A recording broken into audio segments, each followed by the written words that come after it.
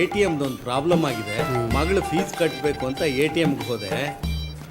ದುಡ್ಡು ತೆಗಿಬೇಕು ಅಂತ ನೋಡಿದ್ರು ದುಡ್ಡೇ ಬರಲಿಲ್ಲ ಸರ್. ಆದರೆ ನಮಸ್ತೆ. ನಮಸ್ಕಾರ. ಕಾರ್ಡ್ ಮ್ಯಾನೇಜರ್ ಸತೀಶ್ ದಾಸ್ ಅವ್ರನ್ನ ಸ್ವಲ್ಪ ಕಾಣಬೇಕಿತ್ತು. ಅಲ್ಲಿ ಯಾರೋ ಇದ್ದಾರೆ, ಅವ್ರು ಹೋದ್ಮೇಲೆ ಹೋಗಿ ಕೂತ್ಕೊಳ್ಳಿ. ಹಾಂ ಸರಿ.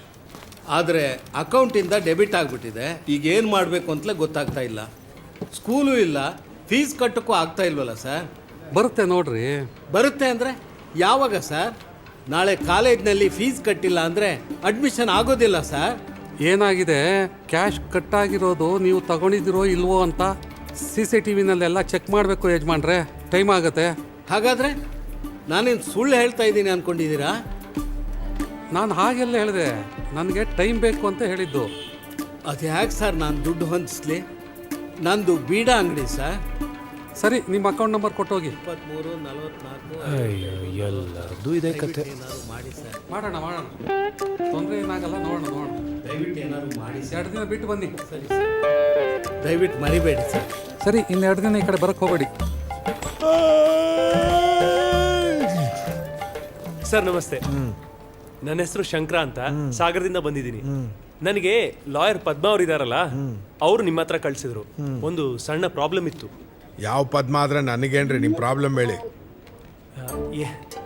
ಏನಿಲ್ಲ ಸರ್, ನಮ್ಮೂರಲ್ಲಿ ಕೆರೋಸಿನ್ ಮಂಜ ಅಂತಿದ್ದಾರೆ. ಅವ್ರು ನನ್ನ ಕೊಟ್ಟಿಲ್ಲ, ನಾನು ಕೊಟ್ಟಿದ್ದೀನಿ. ಆದ್ರೆ ಇವತ್ತು ಅಲ್ಲಿ ಇಲ್ಲಿ ಎಲ್ಲ ಏನು ಮಾಡಿಲ್ಲ. 94 ಸಾವಿರ ಸರ್. ದಯವಿಟ್ಟು ನನ್ನ ದುಡ್ಡು ನನಗೆ ವಾಪಸ್ ಕೊಡಿಸ್ಬಿಡಿ ಸರ್. ಕೊಡ್ಸೋಣಂತೆ, ಅದಕ್ಕೇನೋ. ಅದಕ್ಕಿಂತ ಮುಂಚೆ ನಮ್ಮ ಪ್ರೊಸೀಜರ್ ಅಂತೆಲ್ಲ ಇರುತ್ತಲ್ವಾ. ಒಂದೇ ಒಂದು ನಿಮಿಷ ಇರಿ, ಚೆಕ್ ಮಾಡ್ತೀನಿ. ರೀ ವಿನಾಯಕ್ ಅವರೇ, ಸಂತೃಪ್ತಿ ಹೋಟ್ಲಿಗೆ ಫೋನ್ ಮಾಡ್ಬಿಟ್ಟು ಬಿರಿಯಾನಿ ರೈಸು ಕ್ಷತ್ರಿಯ. ನಾನು ಬಿರಿಯಾನಿ ತಿನ್ನಲ್ಲ ಸರ್. ನಿಮ್ಗಲ್ಲ ರೀ, ನನಗೆ. ನೀವು ಕಾಫಿ ಗಿಫಿ ಏನಾದ್ರು ಕುಡಿತೀರಾ? ಬೇಡ ಸರ್. ಮತ್ತೆ ತೆಪ್ಪು ಕೂತ್ಕೊಳ್ಳಿ. ಒಂದು ಬಿರಿಯಾನಿ ರೈಸು ಕ್ಷತ್ರಿಯ ಕಬಾಬ್ ಆರ್ಡರ್ ಮಾಡಿ, ನನಗೆ ಅಂತೇಳಿ ಸ್ಪೆಷಲ್ ಆಗಿ ಮಾಡ್ಕೊಡ್ತಾನೆ. ಸರ್ ದಯವಿಟ್ಟು ಅರ್ಥ ಮಾಡ್ಕೊಳ್ಳಿ ಸರ್. 3 ತಿಂಗಳಿಂದ ನಾಯಿಗಲ್ನಂಗೆ ಅಲಿತಾ ಇದ್ದೀನಿ. ಊರಲ್ಲಿ ಗೊಬ್ಬರದ ವ್ಯಾಪಾರ ಬೇರೆ ಚೆನ್ನಾಗಿಲ್ಲ. ನನ್ನ ದುಡ್ಡು ನನಗೆ ಕೊಡಿಸಿ ಸರ್, ಇಲ್ಲಾಂದ್ರೆ ಲಾಯರಿಗೆ ಫೋನ್ ಮಾಡ್ಬೇಕಾಗತ್ತೆ. ನಾನು ಬಂದಾಗಿಂದ ನೋಡ್ತಾ ಇದ್ದೀನಿ, ಲಾಯರ್ ಅಂತಿದ್ಯಲ್ಲ, ಅದು ಯಾವ ಲಾಯರಿಗೆ ಫೋನ್ ಮಾಡ್ತೀಯ ಮಾಡು, ನಾನು ನೋಡ್ತೀನಿ. ಎಷ್ಟು ಜನ ಲಾಯರ್ ನೋಡಿಲ್ಲ. ಹೌದಾ?